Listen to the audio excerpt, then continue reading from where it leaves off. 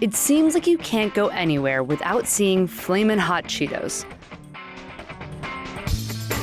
From food pop-ups, to fashion retailers, to music videos, to makeup tutorials. This whole thing is bizarre to me. Here's how Flamin Hot went from a janitor's vision to a worldwide phenomenon. This is Suddenly Obsessed.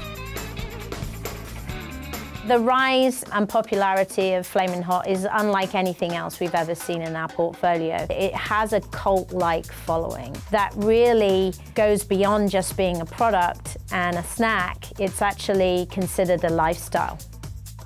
Since launching Flamin Hot Cheetos in 1992, Frito-Lay is continuing to expand their Flamin Hot product line.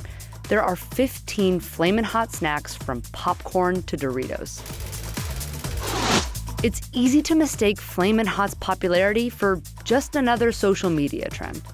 But experts say its success is actually a reflection of America's shifting demographics and their desire for more intense flavors. Flamin Hot's rise started with this man, Richard Montañez. Look, I have a PhD. I've been poor, hungry, and determined. Montañez was a janitor at Frito-Lay when he saw a message from the CEO calling on all employees to act like owners. I started, researching my company, and I saw no products that were catering to Latinos or to the person who loves spices. Montañez grew up in a migrant farming community east of Los Angeles. And even though Montañez says he didn't have a college degree or formal business training, he prided himself on having an eye for innovation. In a lot of Latino neighborhoods like mine that I grew up in, we have something that is called the elote man. It's a vendor called the corn man, and he puts mayonnaise, butter, cheese, however you want it, lime, chili. Remember, I whistled and I said, let me have two. I'm eating and I'm thinking, what could I do? What could I create? And then I looked at that, and it looked just like a Cheeto. I thought, what if I put chili on a Cheeto? Montañez called Roger Enrico, Frito-Lay's CEO at the time, to personally pitch his idea over the phone. With the help of his wife, Montañez put together a formal presentation, selling Frito-Lay executives on the promise of an untapped market. Richard's insights into the Hispanic consumer really helped us shape and think about how we should talk to that consumer. That was something that we relied on very heavily. In 1992, the Flamin Hot flavor was officially launched.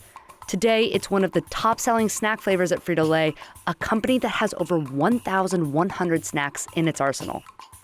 The brand added Flamin Hot Peanuts in 1997, then Flamin Hot Cheeto Puffs in 1999, and Flamin Hot Limon Crunchy Cheetos in 2002. Since then, it's released 11 more snacks and even created a Flamin Hot fashion line with Forever 21. Flamin Hot is actually the #1 snack in spicy foods. Flamin Hot flavored snacks saw a 105% increase in sales from 2018 to 2019. One reason for this spike is the brand's strategic approach to marketing its spicy snacks. Remember, I'm flaming hot and you're flaming not. One of the most effective ways to market a snack right now is with an influencer or a celebrity, and you are definitely seeing Frito-Lay play into that. They have musicians who have promoted the products. Chance the Rapper is a big name. He was in the Super Bowl last year with the Backstreet Boys, and they were promoting a Flamin' Hot product. You have Post Malone, who rebranded himself Post Limon to promote Flamin' Hot Doritos. So you're seeing the brand try things and do things in a way that connects with culture. Can't touch this. And that makes it more shareable, and that makes people hunger for the content and then potentially hunger for the product. But more importantly, Flamin' Hot fans are showing enthusiasm for unconventional Flamin' Hot experiences.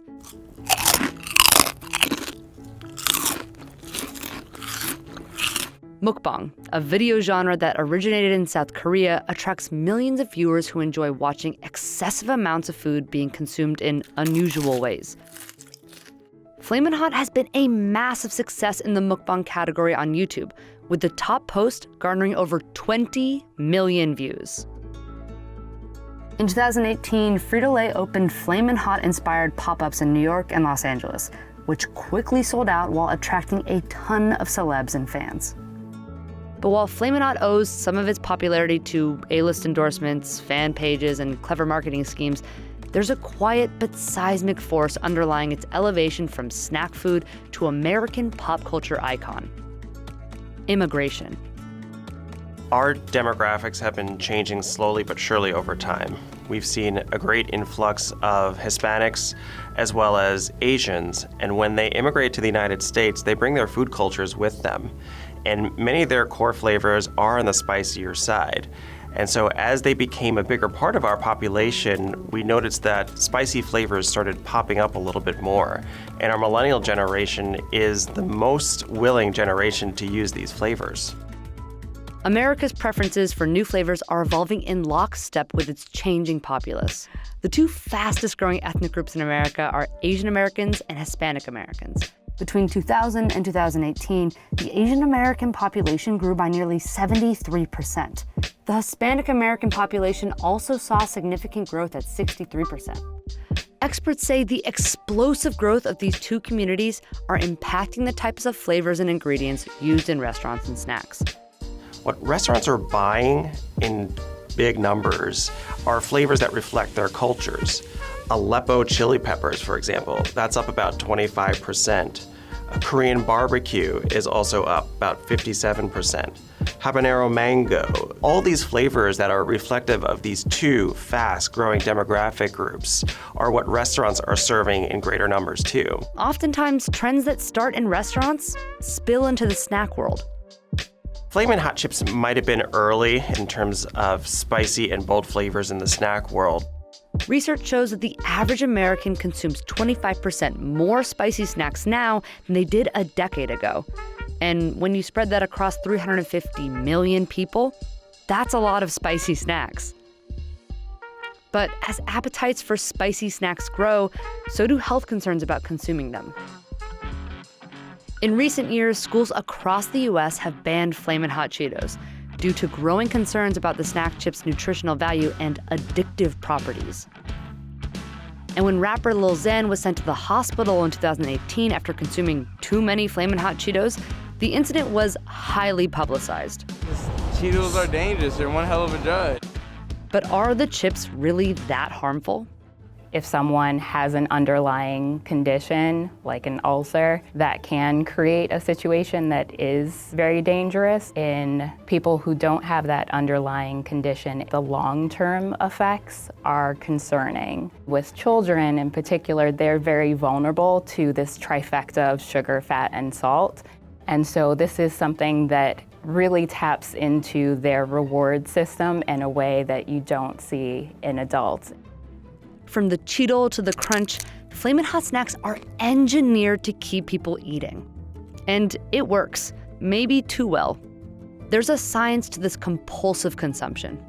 There are 5 phenomena that we can say are responsible for this. The first one being a phenomenon known as vanishing caloric density. And that's this idea that when we pop these Cheetos into our mouth, they seem to just disappear. That signals to the brain that we haven't really consumed any calories. The second one is a phenomenon called bliss point, and that leads to this idea of getting this trifecta of sugar, fat, and salt, and reaching the optimum level of pleasure with each of those things.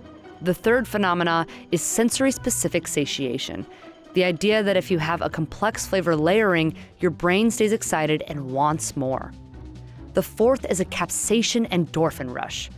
Capsaicin is the chemical in spicy foods that signals to our brain that we're in pain, causing our brains to release endorphins, or feel-good molecules. And finally, there's sonic appeal, that crunch. Crunchiness leads people to believe that an item is fresh, which tricks your body into thinking it's eating fresh foods. As Flamin' Hot sales continue to climb, so are consumers' desires to purchase healthier snacks.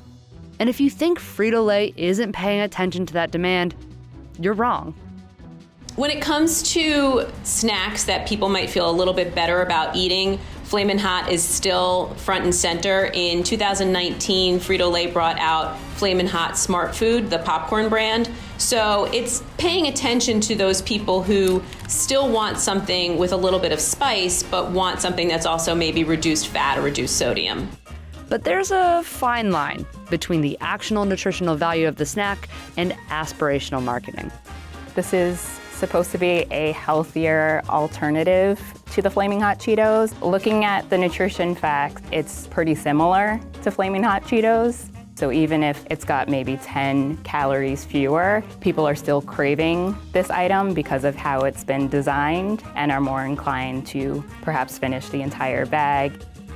In a statement, Frito-Lay said Flamin' Hot's heat comes from a naturally occurring spice, and the amount of heat in one serving size is equal to that of a jalapeno pepper, though they understand why some fans have to consume the snack in moderation. While Frito-Lay's healthier options fall short of what nutritionists might consider healthy, the company is fending off would-be competitors and continuing to dominate the spicy snack space. There are a few brands that are front and center when it comes to spicy things. Flamin' Hot is the gold standard, I think. And it does have some competition. I mean, Takis has definitely brought out a lot of Enfuego flavors. And so to keep that market and to keep its share of the market growing, I think Frito-Lay is going to be paying more attention to those types of influencers and the celebrities who are already fans of its product to bring in more consumers. We want to continue to learn from our consumers about what is it they want to see more of, and we see this continued trend towards fusion. Flamin' Hot's continued success can be credited to the company's willingness to look to its workforce for new ideas, its openness to try something bold, and its investment in America's changing demographics. I think what makes Cheetos Flamin' Hot very special is it originated here in the US, and it really came from how the American population was evolving and what Americans wanted from their snacking. And so it really does characterize truly what it means to enjoy food in America, what kind of food experiences you love in the US. Whether it was a happy accident or a calculated risk, Flamin' Hot is a true American success story. This ain't over.